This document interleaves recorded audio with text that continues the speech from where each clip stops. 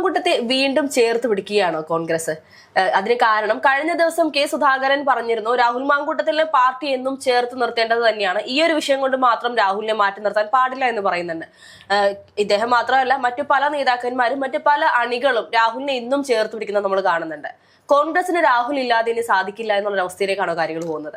അതുകൊണ്ടൊന്നുമല്ല. അപ്പൊ ഒരു കോൺഗ്രസ് പ്രവർത്തന അല്ലെങ്കിൽ കോൺഗ്രസിന്റെ നേതാവിനെ ഒരു ആവശ്യഘട്ടത്തിൽ അയാൾക്ക് അല്ലെങ്കിൽ അയാള് തെറ്റൊന്നും ചെയ്തിട്ടില്ല എന്നൊരു ബോധ്യമുണ്ടാകുന്ന സമയത്ത് അല്ലെങ്കിൽ അദ്ദേഹം കുറ്റക്കാരനല്ലാത്തൊരു കാലത്തോളം ചേർത്ത് പിടിക്കുക എന്ന് പറയുന്നത് മാനുഷികമായിട്ടുള്ള പിന്തുണയാണ്.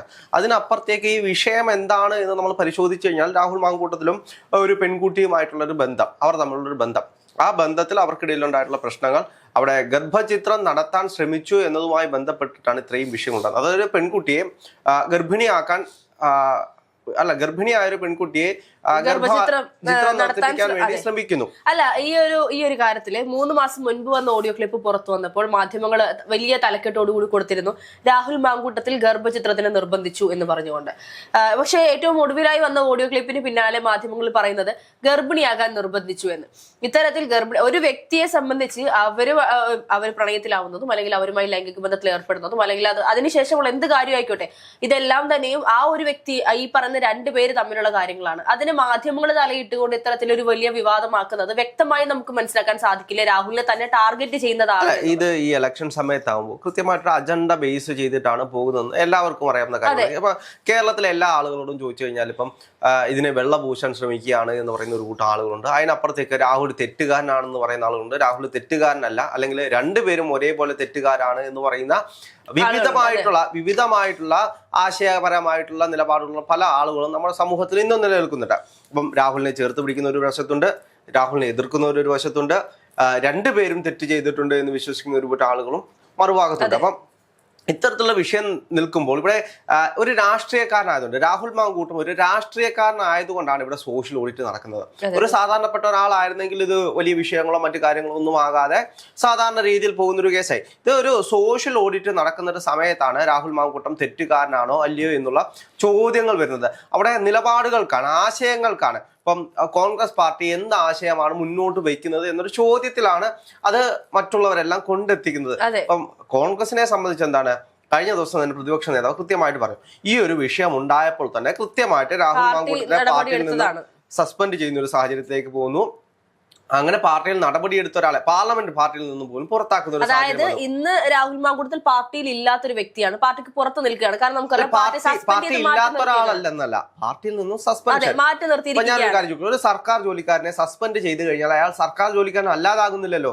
ഡിസ്മിസ് ചെയ്യുമ്പോൾ അല്ലെങ്കിൽ പാർട്ടി പുറത്തേക്ക് പോകുമ്പോൾ മാത്രമാണ് അയാൾ പാർട്ടിക്കാരൻ അല്ലാതായി പോകുന്നത്, അല്ലെങ്കിൽ ഒരു ജോലിക്കാരൻ അല്ലാതായി പോകുന്നത്. പിന്നെ ഒരു രാഷ്ട്രീയ പ്രവർത്തകൻ എന്ന് പറഞ്ഞു കഴിഞ്ഞാൽ ഒരു സമൂഹത്തിനെ സഹായിക്കുന്ന ഒരാൾ, സമൂഹത്തിനെ മുന്നോട്ട് നയിക്കാൻ കഴിയുന്ന ഒരാൾ, അതാണ് ഒരു രാഷ്ട്രീയക്കാരനെ അല്ലെങ്കിൽ രാഷ്ട്രത്തിന്റെ പുനർനിർമ്മാണത്തിനായിട്ട് കൂട്ടുനിൽക്കുന്ന ഒരാൾ. അതിനേക്കാളുപരി തന്നെ ഈ ഒരു നിലയിൽ എത്തിച്ചിരിക്കുന്നത് ആരാണോ അവരെ സപ്പോർട്ട് ചെയ്തുകൊണ്ട് മുന്നോട്ട് പോകുന്ന ഒരു വ്യക്തി, ഒരു രാഷ്ട്രീയക്കാരൻ എന്ന നിലയ്ക്ക് ജനങ്ങൾക്ക് വേണ്ടി ആ സമയത്താണ് ഇപ്പം കൃത്യമായിട്ട് മുരളീധരൻ കഴിഞ്ഞ ദിവസം കൃത്യമായിട്ട് അത് പറഞ്ഞിട്ടുണ്ട്. ഇപ്പൊ രാഹുൽ മാങ്കൂട്ടത്തിനെ സംബന്ധിച്ച് അദ്ദേഹം സസ്പെൻഡ് ചെയ്യപ്പെട്ട ഒരാളാണ്.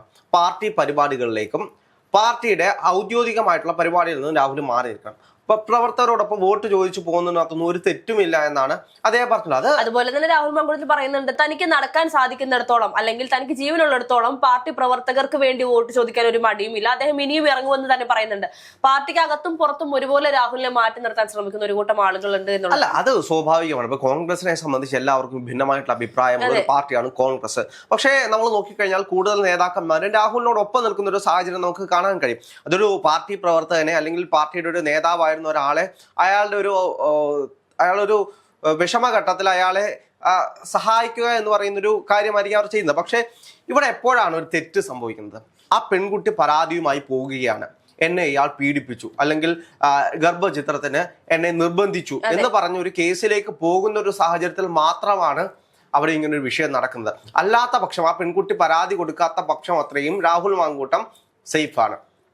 അല്ലെങ്കിൽ അദ്ദേഹം കഴിഞ്ഞ ദിവസം രാഹുൽ മാങ്കൂട്ടം മാധ്യമങ്ങളുടെ മുന്നിലേക്ക് വന്നിട്ട് അദ്ദേഹം പറഞ്ഞത് എന്താണ്, ഈ രാജ്യത്തെ നിയമവ്യവസ്ഥയ്ക്കെതിരായിട്ട് എന്തെങ്കിലും കുറ്റകൃത്യം ഞാൻ ചെയ്തിട്ടുണ്ടെങ്കിൽ ഞാൻ അത് അനുഭവിക്കാൻ തയ്യാറാണ് എന്ന് തന്നെയാണ് രാഹുൽ മാങ്കൂട്ടം പറയുന്നത്. നമ്മളും അത് തന്നെയാണ് പറയുന്നത്. രാഹുൽ മാങ്കൂട്ടം ഒരു തെറ്റ് ചെയ്യാത്ത ഒരാളാണെങ്കിൽ, അല്ലെങ്കിൽ ഇവിടുത്തെ നിയമവ്യവസ്ഥയ്ക്കെതിരായിട്ട് എന്തെങ്കിലും തെറ്റ് ചെയ്തിട്ടുണ്ടെങ്കിൽ അതിന്റെ ശിക്ഷ രാഹുലിന് കൊടുക്കണം. അതെ, തീർച്ചയായിട്ടും. പക്ഷെ ഇവിടെ എന്താണ് വിഷയം? രാഹുലിനെതിരെ പരാതികളൊന്നുമില്ലാത്തൊരു സാഹചര്യം. ഇപ്പം മുഖ്യമന്ത്രിക്കെതിരെ പെൺകുട്ടി പരാതി കൊടുക്കാൻ പോകുന്നു എന്ന് പറയുന്നുണ്ട്. ആ പരാതിയിൽ മേൽ ആക്ഷൻ ഉണ്ടാക്കുക. ഇവിടുത്തെ സർക്കാർ ആരാണ് ഭരിക്കുന്നത്?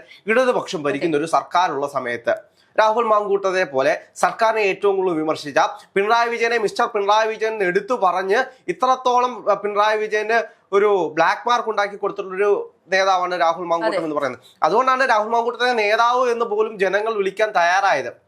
രാഹുൽ മാങ്കൂട്ടൻ ചാനൽ ചർച്ചയിൽ വന്നിരുന്നു, അദ്ദേഹത്തിന്റെ അഭിപ്രായങ്ങൾ പറയുന്നു, അല്ലെങ്കിൽ പാർട്ടിയുടെ അഭിപ്രായങ്ങൾ പറയുന്നു, ശക്തമായിട്ടുള്ള നിലപാടുകൾ പറയുന്നു.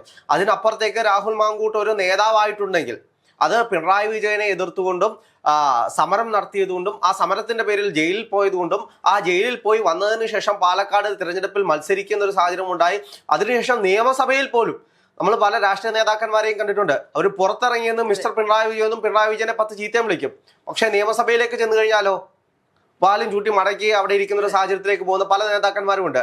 നമ്മൾക്ക് വലിയ പ്രതീക്ഷയോടെ കരുതുന്ന നേതാക്കന്മാർ അവിടെ പോയി ഒന്നും മിണ്ടാട്ടമില്ലാത്ത നേതാക്കന്മാരായിട്ട് അവിടെ ഇരിക്കുന്ന സാഹചര്യം. അവിടെയാണ് രാഹുൽ മാങ്കൂട്ടം നിയമസഭയിലേക്കും ചെന്നിട്ട് മിസ്റ്റർ പിണറായി വിജയൻ എടുത്തു പറഞ്ഞുകൊണ്ട് അദ്ദേഹത്തിന് ചോദ്യം ചോദിക്കുന്ന ഒരു സാഹചര്യത്തിലേക്ക് പോയത്. അപ്പൊ അങ്ങനെ ഒരു നേതാവിനെ ഇല്ലാതാക്കുക എന്നുള്ള ലക്ഷ്യം അത് CPM-ന്റെയും കൂടാണ്. പിണറായി വിജയനെ ആക്രമിച്ച ഒരാളെ ഇല്ലാതാക്കുക എന്ന് പറയുന്നത് CPM-ന്റെ ഒരു രാഷ്ട്രീയ ലക്ഷ്യം കൂടിയാണ്. അതവിടെ വിജയിക്കുന്ന ഒരു സാഹചര്യമാണുള്ളത്.